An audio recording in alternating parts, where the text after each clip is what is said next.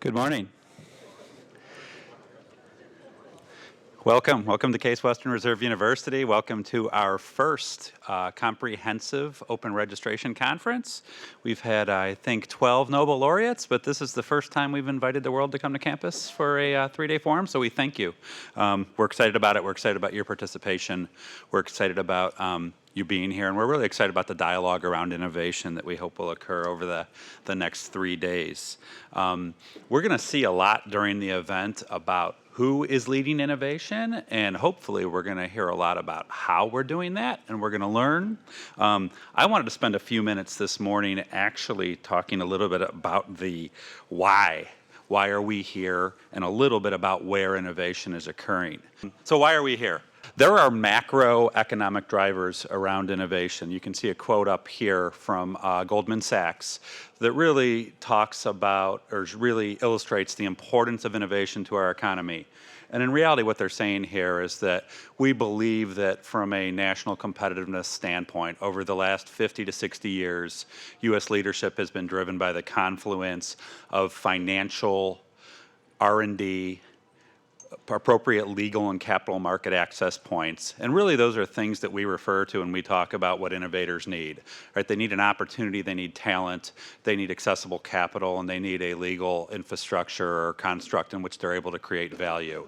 Similarly, when we were very concerned over sequestration 2 years ago or so, 3 practitioners, so the first quote are financiers, economists.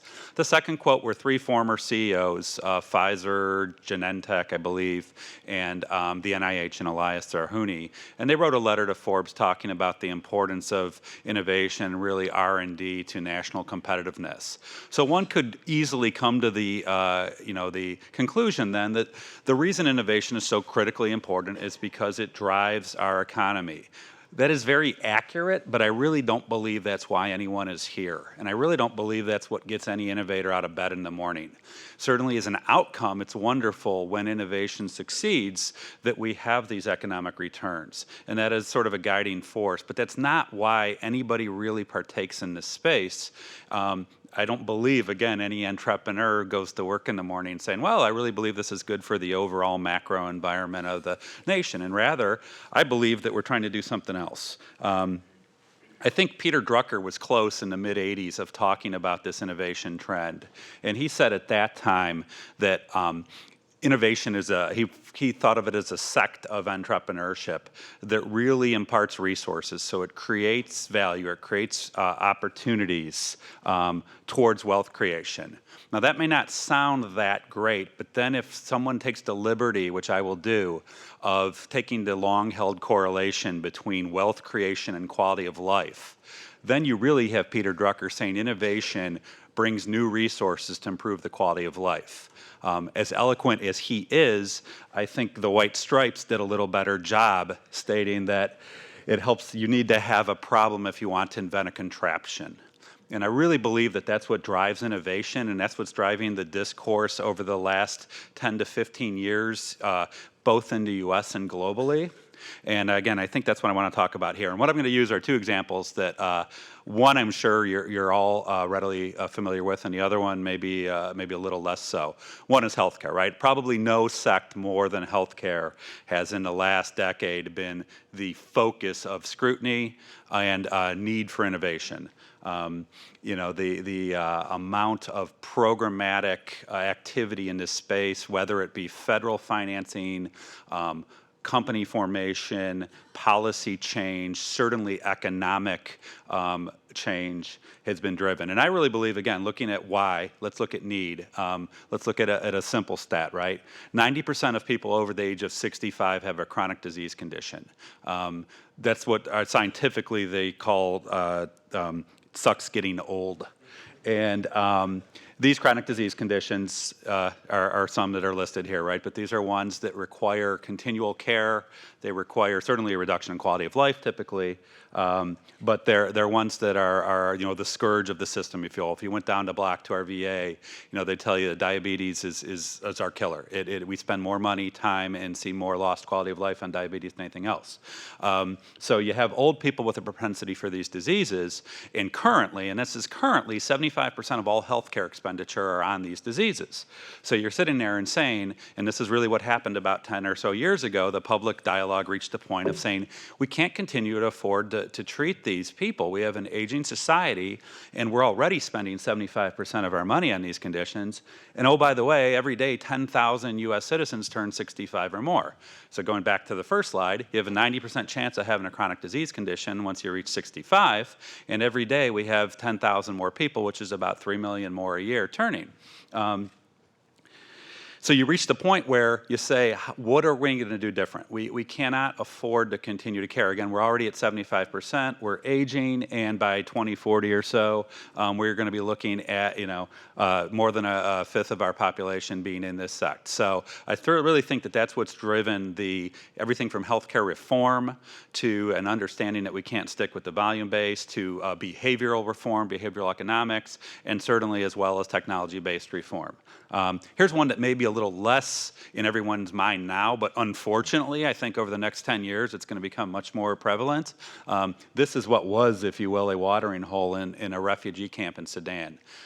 Currently, almost a third of the world's population lives in water-scarce regions. And if you think about quality of life across a populace, not having access to water is as a critical driver of good life versus bad as one can get.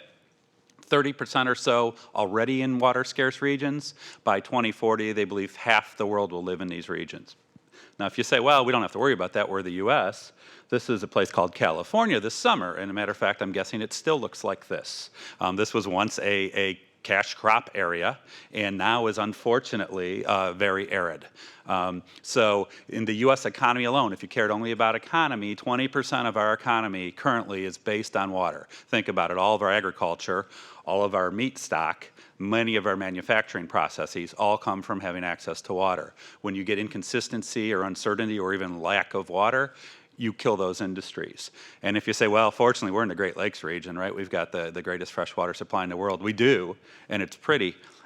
This was this summer in our own Lake Erie. For those of you traveling today to Ohio for the first time, Lake Erie is about a mile north of here.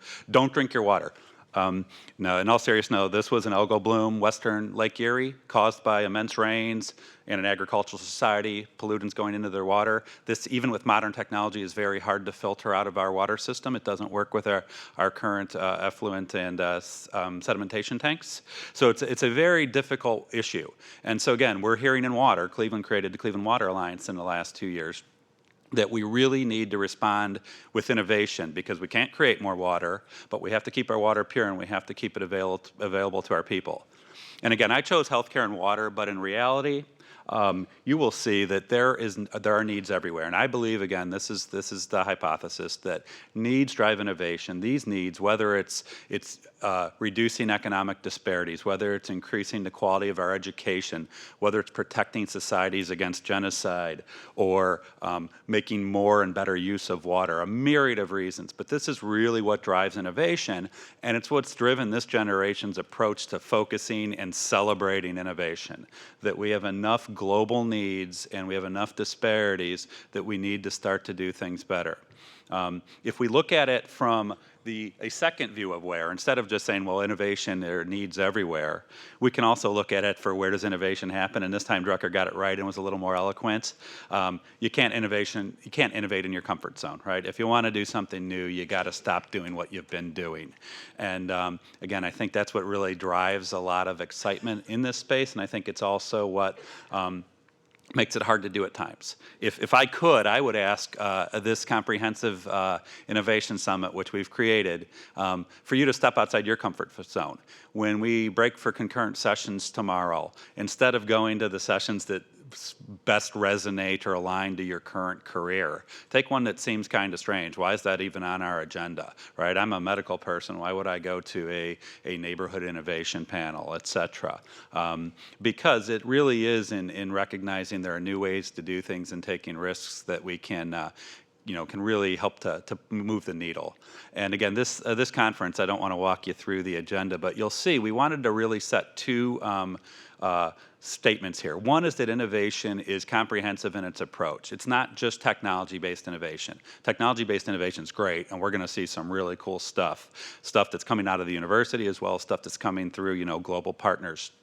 But beyond technology-based innovation, perhaps what's more exciting are the innovations based at societal change, ways of making neighborhoods safer or cleaner, ways of protecting cultures from, ruin, ways of changing through economics, changing behaviors. So it's not always just I have a new gizmo or I have a new patent, but rather it's here's a better way we can all do things. So we really wanted to focus on that. CASE is known as a wonderful technology university, and we are, but we wanted to really show that innovation occurs in legal practices, in educational practices, in the way we design and influence art, and we're going to see a lot of that this week.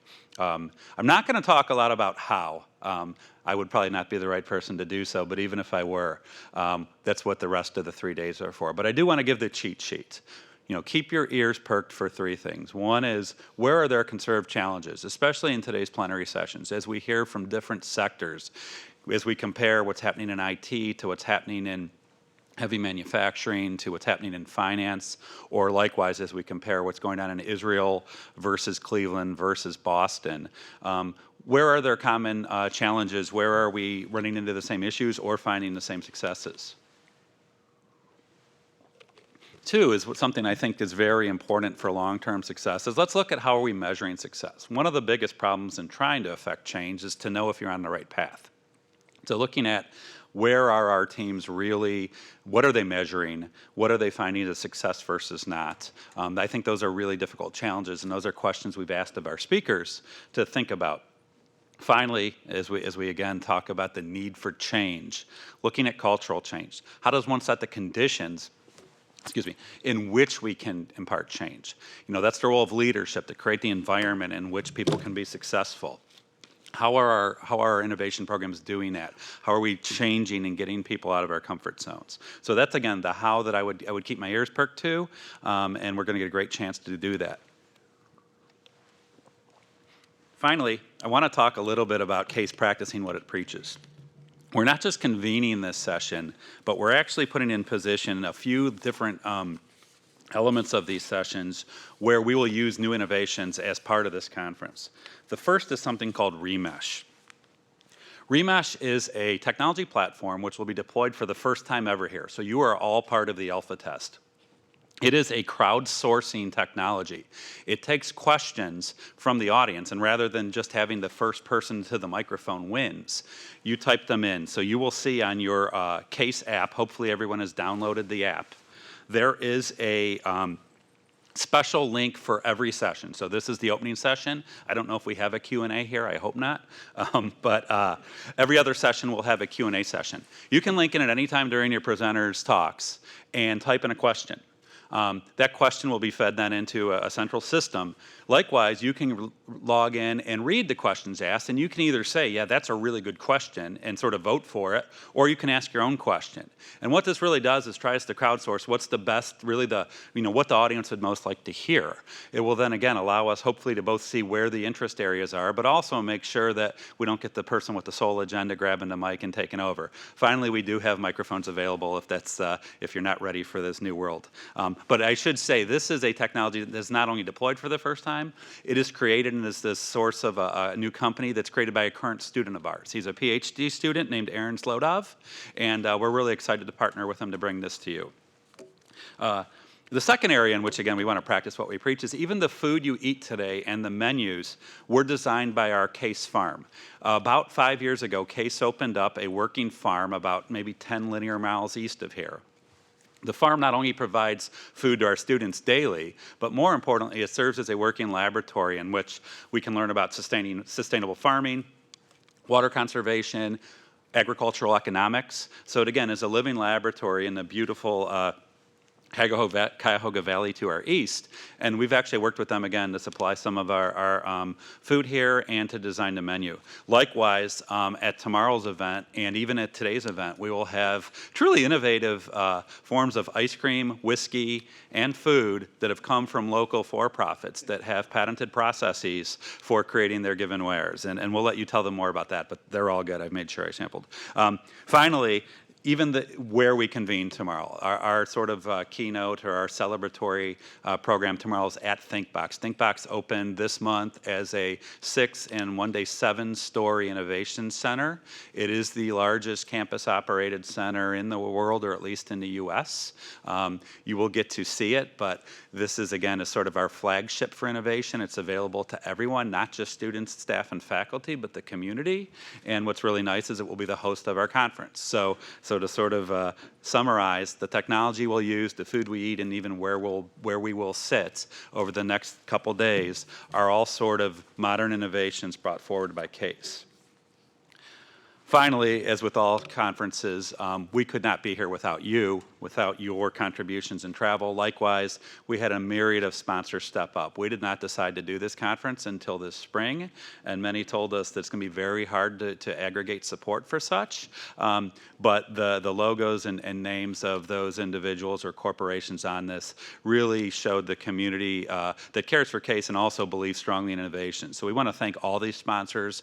As appropriate, you'll see their signage and you'll see booths throughout the conference, and we hope you visit them. But most of all, we say thank you. We look forward to 3 days of dialogue. This really is meant to be participatory. Not only are there Q&A sessions at each panel, when we do concurrent sessions tomorrow, we'll have smaller groups, and then on Wednesday, it's actually a workshop. Wednesday is particularly the how. We're bringing in groups that focus on or specialize at the corporate level on design and on open innovation, and we're actually going to do team-based exercises, and then in the afternoon we're going to look at maker spaces, and we're going to look at hot topics, and we're going to share that information with the crowd so we can all learn from that. So again, thank you for being here. We look forward to a few days, and in a minute here we'll have the introduction for our keynoter, Nolan Bushnell.